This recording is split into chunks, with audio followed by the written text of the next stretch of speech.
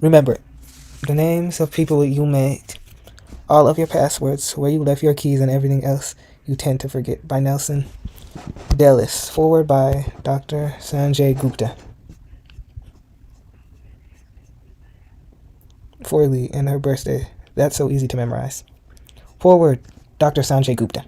Maybe it's because I am a neurosurgeon that people are always asking me random questions about the brain. How much does it weigh? What does it feel like? Is it really gray? The question I get more than any other, though, is about memory. Most everyone, young and old, wants to improve their memory. How can we optimize our memory? Is a difficult question to answer. My simple reply has been try and pay more attention to those things you truly trying to remember. Well, paying attention certainly works. I knew there had to be a better and more thoughtful strategy. That is why I was so excited to meet Nelson Dellis. The first thing you notice about Nelson is his size. I'm not sure what I expected for a memory champion, but a 6'6" mountain climber wasn't quite it. The second thing I was gug and Italy mixed with an obvious attentiveness. In an age where it is difficult to get people to look up from their screens, Nelson was fully engaged with me and his surroundings. I was about to better understand why we were on location at a beautiful old mansion, the Swan House in Atlanta, Georgia. And the subject of my show was, of course, memory. Before we got into the techniques to improve and enhance memory, I went to better understand what made Nelson a four-time U.S. memory champion, and grandmaster of memory tricks.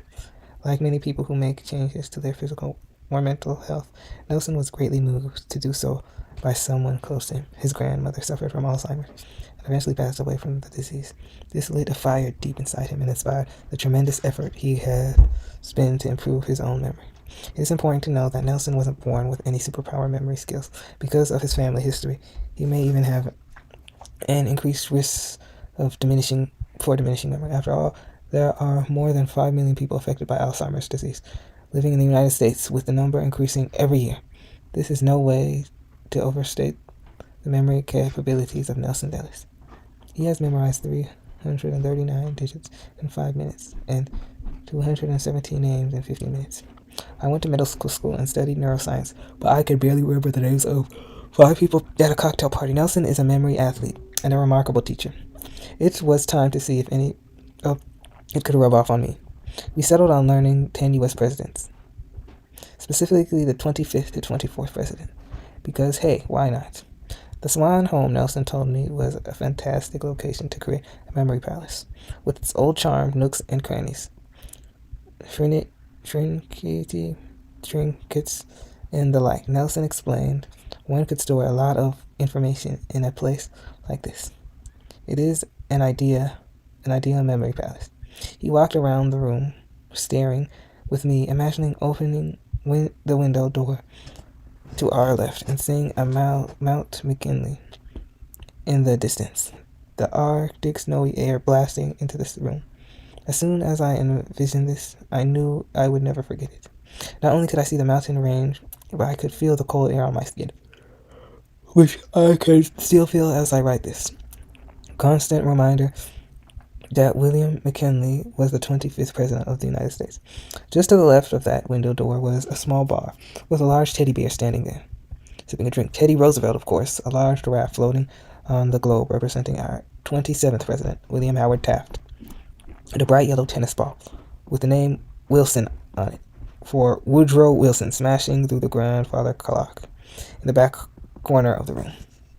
It took a few minutes for me to encode the 10 presidents into images and place them around the memory palace. At the time, I thought there was no way these images would stick in my brain, but it has been a year since my tour of the memory palace, and I am now confident I will always remember them. Even Nelson would agree I was exhibiting a fantastic memory, and it only took several minutes for him training me to get there. As you dive into the fun and zany book of memory techniques, keep in mind the early lesson that we too often forget. Pay attention fully and thoroughly. You will not only remember better, but you will also experience and enjoy life more. This book will make remarkable memory an ordinary part of your life, and you will not find a more engaging teacher than Nelson Dellis. I have been using the techniques in this book every day, and if you do the same, you will never again forget to remember it. Dr. Sanjay Gupta, Staff Neurosurgeon, Emory Clinic, Chief Medical Correspondent, CNN. Chapter 1, My Story and Why You Should Listen to Me. Whenever I try to remember, I forget. Winnie the Pooh. Remember the last time you walked out of a meeting correctly, recalling everyone's name as you shake their hands goodbye? Remember the last time you went online to check the bank account you hardly ever use anymore, and you nailed the password, uppercase numerals and all, on the first try? Remember the last time someone asked you, what are you doing next Tuesday? And you recited the entire schedule and to-do list for the day off the top of your head. If you don't remember it, it's probably because you're one of it's probably because you don't remember it. You didn't remember. And if you didn't remember, it's probably because you're one of the billions of humans on this planet with an imperfect memory. Most of us have grown accustomed to the frustration of memory lapses and the little things we do to get by in spite of them. Calling everyone dude, using the same simple password on every website, snapping pics on your phone of parking garage signage, the empty containers of food that you need to restock. It seems that even when we want certain things to stick, they just slip away. Sometimes they stay in our brains for a little while and then disappear. When we go to stretch without using them, like most people, I managed to do well in school only when I studied extra hard, poring over French vocabulary words for hours, doing physical proofs and over. But as soon as I put the knowledge to use on a test, I forget it as quickly as I crammed it into my brain. Memorization was tedious and boring, with no precise principles to speak of, and certainly no reward in itself. Only the hope that the material would adhere to my brain for the rest of the semester. But then there are some things you never forget, like one startling, gut-wrenching moment that changed everything. I was in France visiting my grandparents. My grandmother had been diagnosed with Alzheimer's a few years earlier. The last time I'd ever seen her, she'd had trouble remembering where she'd left her cane, or whether she'd set her tarts in the fridge or on the counter. This time she sat across from me at the table. She turned to my grandfather and asked him how I was doing and whether I was planning to visit anytime soon. Completely unaware that I was right with her, I was stunned by the depth of her lips. It's hard to forget being forgotten by someone you love. I started thinking about what was going on inside her mind and inside mine. When I returned to Chicago, where I had recently moved, I couldn't find a job right away, so I looked for something else to occupy my time. A few months before the move, I had taken up mountain climbing as a hobby. But if you're at all familiar with Chicago, you know it's not exactly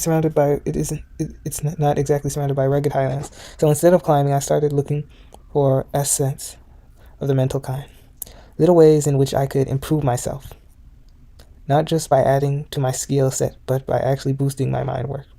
The first stop on that quest involved numbers.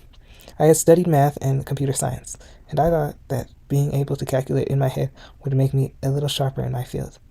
While researching the subject, I discovered the extreme end of it, Mental Calculation World Cup, where the best head mathletes flex their brains, often by incorporating memorization techniques in their calculation.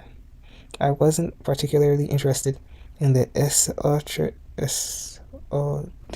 esoteric competition aspect, but I thought it was pretty cool that these crazy mental feats essentially boiled down to being able to remember a bunch of numbers in a row.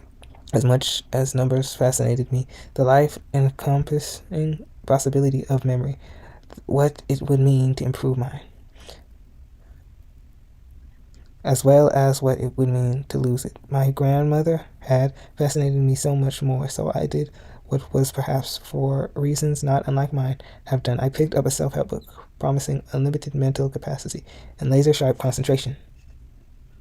How I ended up with a championship caliber memory. When I first picked up the self-help book, I didn't know the competitive memory events existed, nor did I know that the top competitors were all using essentially the same 2,500-old technique. And contrary to my assumption, and the assumption of most people, I meant to learn that I'm a champ. The best competitors are not are not photographic memory savants, but rather average brain men and women who trained very hard and mastered these techniques. I had always believed that memory was inelastic. Mine wasn't great, and I didn't expect it to get much better, but I put aside my skepticism. I was feeling ambitious and was willing to put aside my skepticism and was willing to experiment to test my limits, and soon discovered that the memory techniques really worked. Their premise was firmly simple. The premise was fairly simple. Our brains are better equipped to remember certain types of information than others. Anything involving sense, especially sight and sense of direction, is stickier than abstract stuff like numbers and concepts. So to remember those harder things, we simply have to use a little imagination to translate them into easier things. That means turning words and numbers into pictures in your mind's eye. The imagination lists items set against the backdrop of real-life anchor points, such as distinct rooms and intersections along familiar paths called journeys. In the first few chapters of this book, you'll learn everything you'll need to know about these basics. But for now, all you need to know is the best way to remember just about anything is to turn it into a mental image. When I first learned all this, I was fascinated that I almost didn't care about how to apply the techniques in my everyday life. For the most part, the book I read offered clever little tricks to impress people at cocktail parties and exercise for those who want to become memory athletes. The practical use took a backseat. I mainly had to figure those out for myself, such as when I interviewed for a waiter job and demonstrated my competency by learning the whole menu by heart. When I got the job, I used my newfound memory skills to keep track of orders without writing them down, and to remember the names of all my regular customers, which did wonders for my tipping income. I enjoyed unlocking my memory so much that I started practicing the pure, mostly impractical but still current memory activities. The competitors are tested on such as memorizing decks of cards and very long numbers. I was hooked, but as much as I had improved in just a short time, I felt that I could do better. In early 2009, I decided to enter the USA Memory Champions, USAMC, only a few months after I learned it existed.